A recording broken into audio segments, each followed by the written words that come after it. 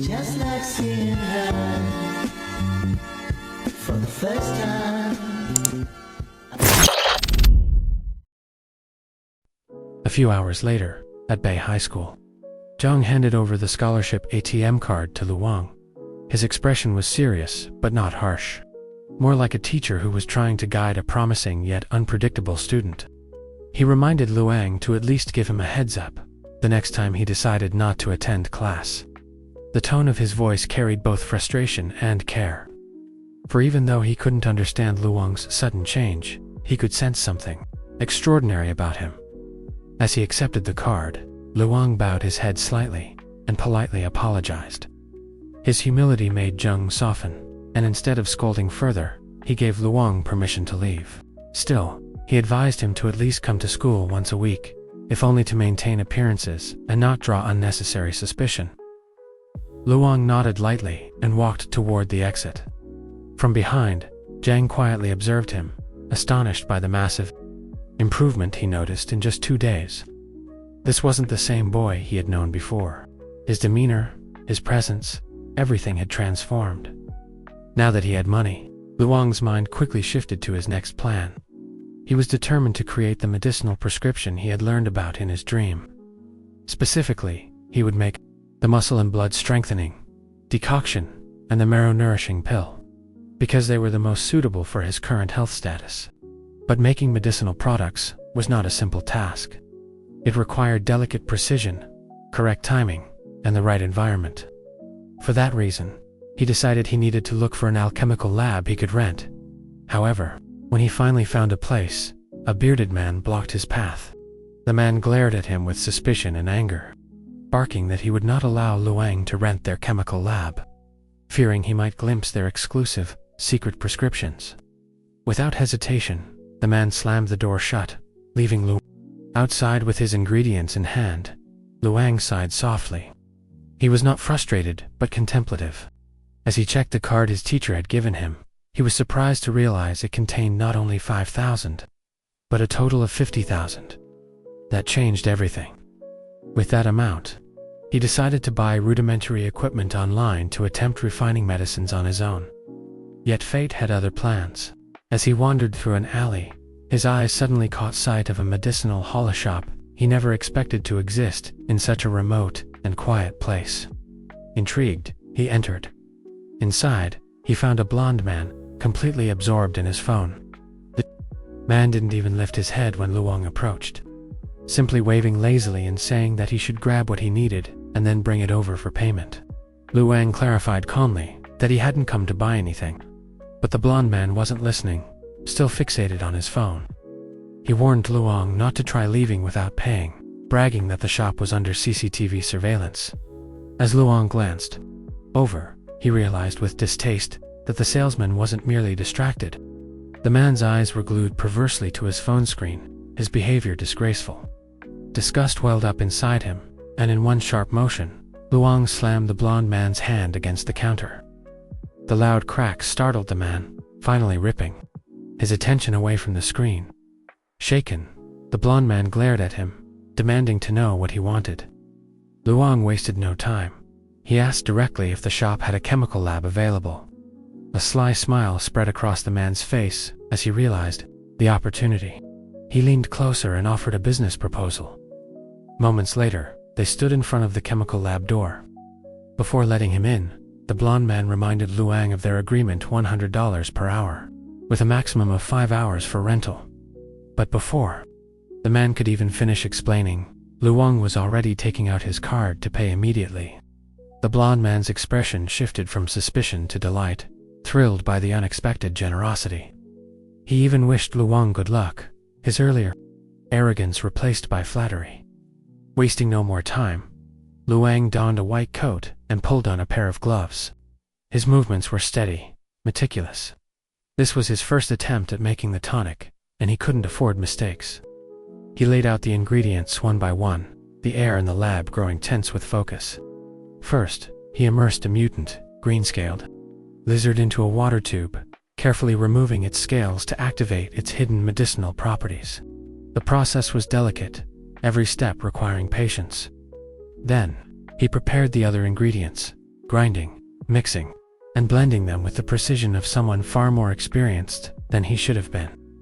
Time seemed to stretch endlessly, until finally, after a long and grueling effort, he succeeded.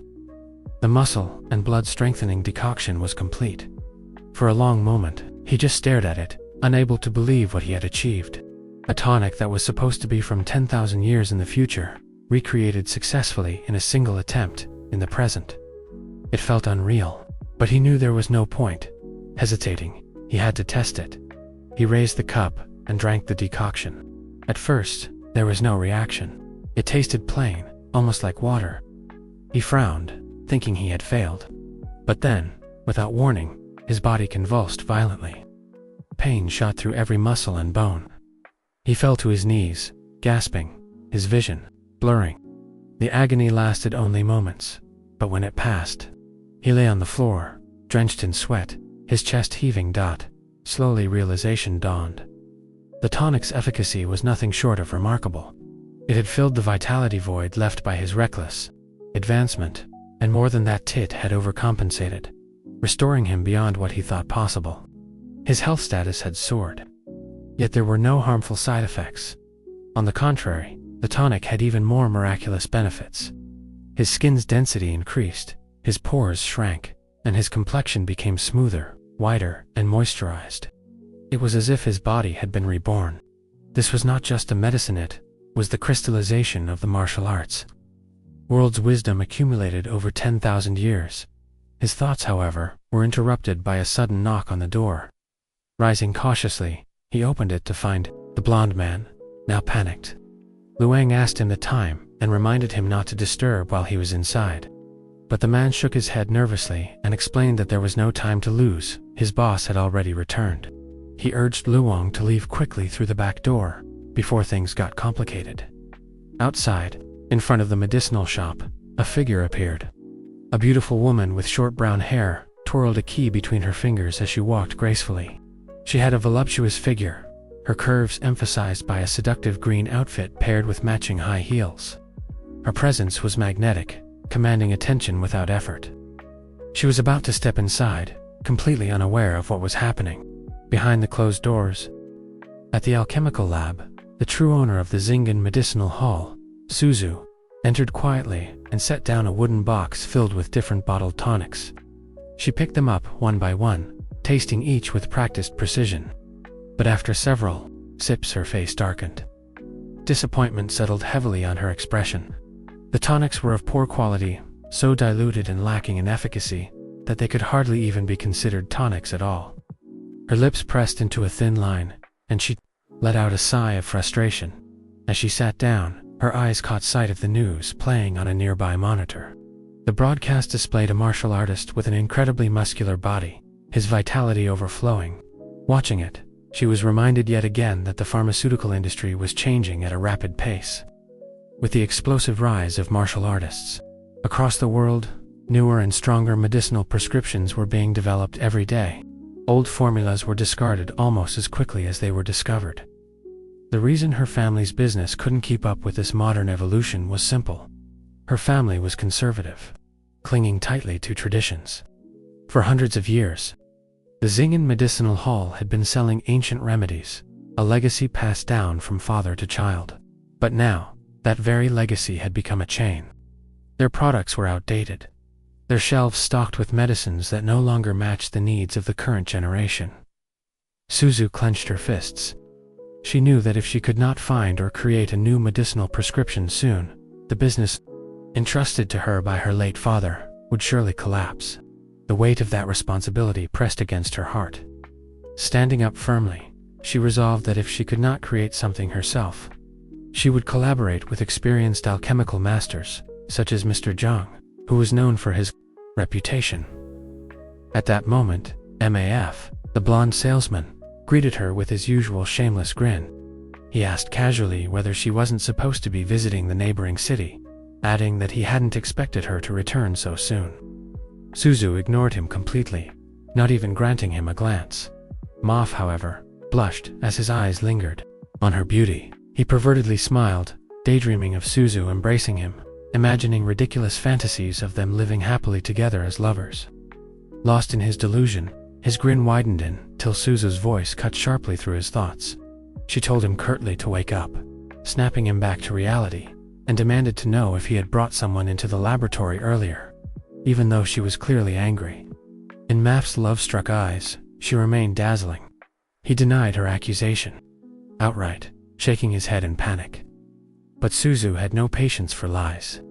She pressed her fingers to her forehead in irritation, then coldly informed him that he would be fired starting tomorrow. With disgust, she grabbed the dirty lab coat he had been using, threw it into the trash can, and began cleaning the laboratory herself. As she worked, something caught her attention. On one of the tables lay the remains of a mutant green-scaled lizard, its body soaked, and its valuable scales missing. She froze, her sharp eyes studying it. Whoever had used the laboratory had known how to properly activate the medicinal properties of the lizard. That alone was surprising. Activation was not common knowledge. And even more shocking, the scales, which were the most precious component, had been completely removed. She had never heard of such preparation before. At first she thought the person responsible was just some naive dreamer. Someone with their head in the clouds who was foolishly trying to develop their own prescription. But as she stood there, staring at the remains, she realized something painful. In a way, she was the same. She too was placing her hopes on something uncertain. Something that might never succeed. Her thoughts were interrupted when she noticed a broken tube lying on the floor. She bent down, kneeling to pick it up. As she stood and held the broken glass up to the light, she saw traces of liquid still clinging inside. Her curiosity sparked. What kind of combination had been used here? She hesitated for only a moment before dipping one slender finger into the residue and tasting it. The moment the liquid touched her tongue, her eyes widened in shock. She froze, her mind reeling. The scene seemed to blur for her, the taste resonating with unimaginable potency.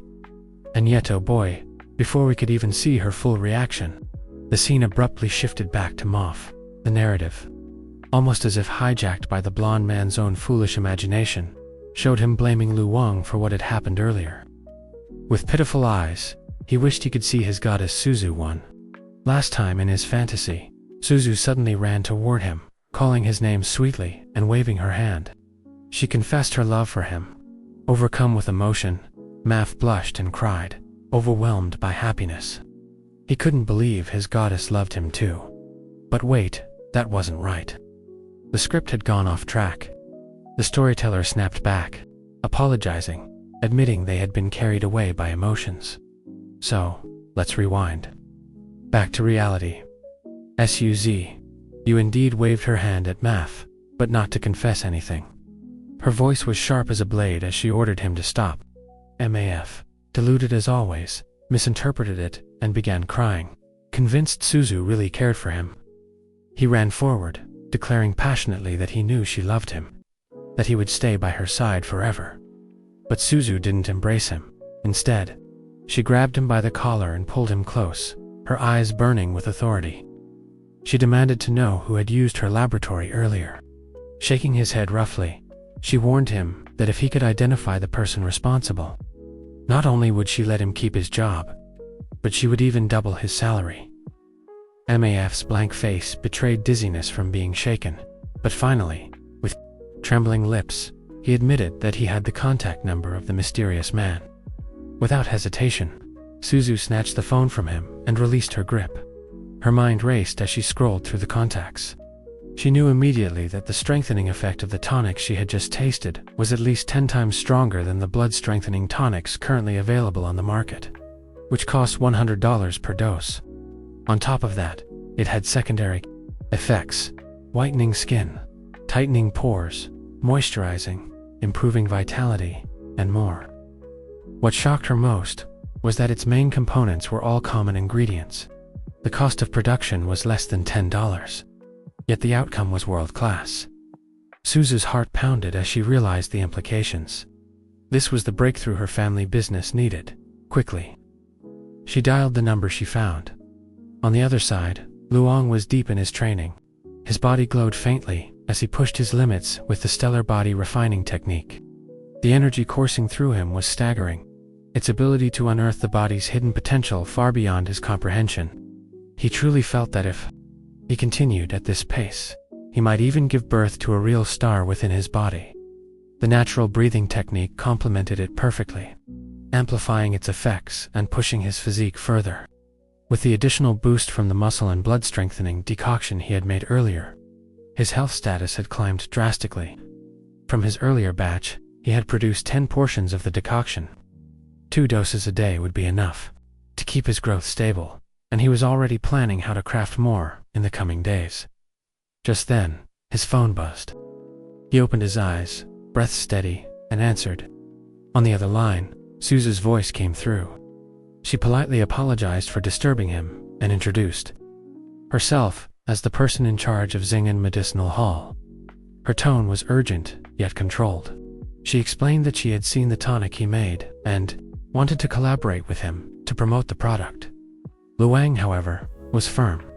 He told her to meet with him after a week and ended the call without further discussion. But Suzu was not willing to wait. She grabbed MAF once again, shaking him violently, her eyes blazing with determination. She tasked him with hunting down Luang and promised him a reward of $10,000 if he succeeded within 3 days. Overjoyed, Maf agreed instantly, though his excitement quickly turned into confusion. He asked Suzu if something bad had happened. Trying to piece together the mystery, he informed her that the person who had rented the lab earlier was not a master or an expert, but just a student. Suzu froze. Her thoughts swirled in disbelief. Could it be true? Could a mere student have created a tonic so powerful that it outclassed everything on the market? Her heart pounded as she wondered for the first time, who exactly was this mysterious young man?